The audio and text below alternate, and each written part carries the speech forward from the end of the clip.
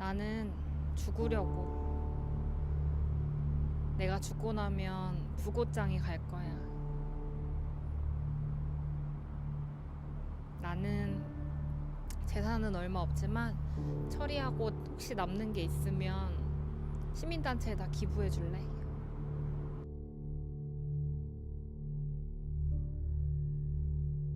이렇게 얘기하는 저의 친구가 있었습니다. 불과 2달 전 일이에요. 저는 며칠 동안 잠도 잘 못 자고 전전긍긍했습니다. 얘가 오늘 밤에 죽으면 어떡하지? 내일 아침에 일어났는데 얘가 죽었다 그러면 어떡하지? 그 친구네 집 근처를 서성이기도 하고, 그리고 잘 때는 휴대폰을 꼭 쥐고 잤어요. 근데도 친구한테 연락이 오면 무서워서 받지 못하기도 했습니다. 죽었다는 연락이 오면 어떡하지? 친구가 죽겠다고 했을 때 나는 어떻게 할 수 있을까요? 그러니까 자살 시도라는 게 1년 내내 이어지진 않아요. 짧으면 며칠, 몇 시간, 길면 뭐 1달 정도 이렇게 계속 그렇게 시도를 하게 되는데, 그때 옆에 누군가 사람이 있어주면 그 시도를 하지 않거든요. 물론 화장실도 쫓아갈 정도로 계속 붙어 있어야지만 막을 수 있습니다.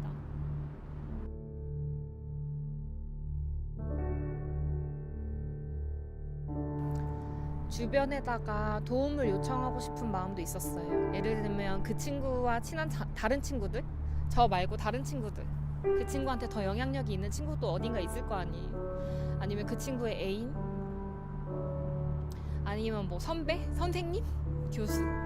이게 쉽지가 않은 거예요. 다른 사람이 뭘 어떻게 더 할 수 있겠어요. 저도 뭘 못하는데. 그냥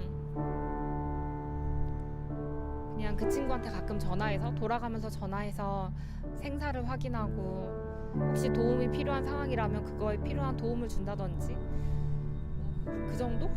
그 정도만이 우리가 할 수 있는 일이더라고요. 몇 날 며칠을 고민하다가 자살 예방센터에다가 전화를 했습니다. 친구가 매일 죽겠다고 하는데 내가 어떻게 해야 할지 모르겠다.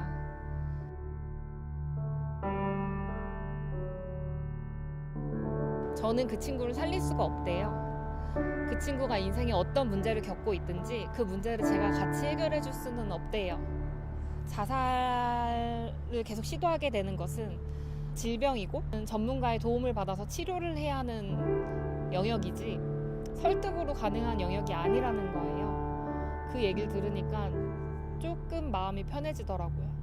내가 저 친구를 살릴 수 없구나. 저 친구가 죽더라도 내 탓은 아니구나. 이런 거를 알게 된 것 같아요. 자살 예방센터에서는 경찰에 신고할 것을 권했습니다. 그러니까 자살 시도가 이어질 때는 치료를 받아야 하는데, 지금 친구가 혹시 치료를 받고 있지 않다면 경찰의 도움을 받아서 강제적으로 치료를 받게 할 수 있다는 거죠.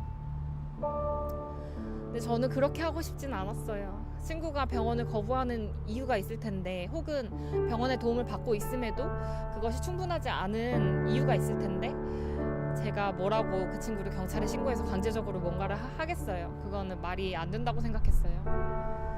그렇다면 정말로 저는 할 수 있는 게 없더라고요. 죽으려고 하는 사람이 주변에다 그런 걸 계속적으로 말하는 걸 자살 협박이라고 한다는 거예요. 데이트 폭력에서 들어보셨을 거예요. 자살 협박이라는 말. 지금 나를 만나줘라. 만나주지 않으면 난 죽어버릴 거다. 아니면 헤어지자고 했을 때, 이별 통보했을 때 그런 일이 많은데, 나는 너 없이는 못 산다. 그럴 바에야 그냥 죽어버리겠다.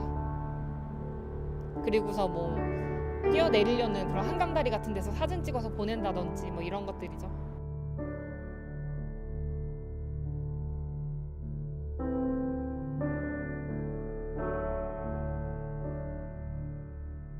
저는 이렇게 그 친구가 죽을까봐 막 전전긍긍하고 있던 찰나에 저의 다른 한 친구는 저와 다른 대응을 해서 좀 인상이 깊었어요. 그 친구는 그 죽으려고 하는 친구한테 뭐라고 말을 했냐면, 예를 들어 그 친구가 뭐 양초라고 할게요. 양초야, 네가 죽어도 괜찮아. 나는 네가 살아도 괜찮고 죽어도 괜찮아. 네가 하고 싶은 일이라면 뭐든지 네가 해도 괜찮아. 나는 그래도 네 친구고 그래도 너를 사랑할 거야.